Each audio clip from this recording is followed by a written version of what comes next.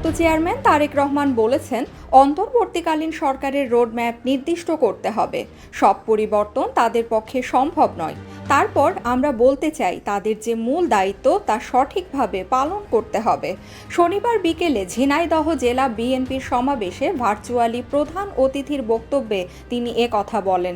তিনি অভিযোগ করে বলেন, স্বৈরাচারী সরকারের ফেলে যাওয়া দলবাজ উচ্ছিষ্ট প্রশাসনের চলমান ষড়যন্ত্রের কাছে এই সরকার মাঝে মাঝে অসহায় বোধ করছে। তাদের এই ছোট ছোট ষড়যন্ত্র একসময় মহা বিপদ ডেকে আনবে, তাই এদের অপসারণ করতে হবে।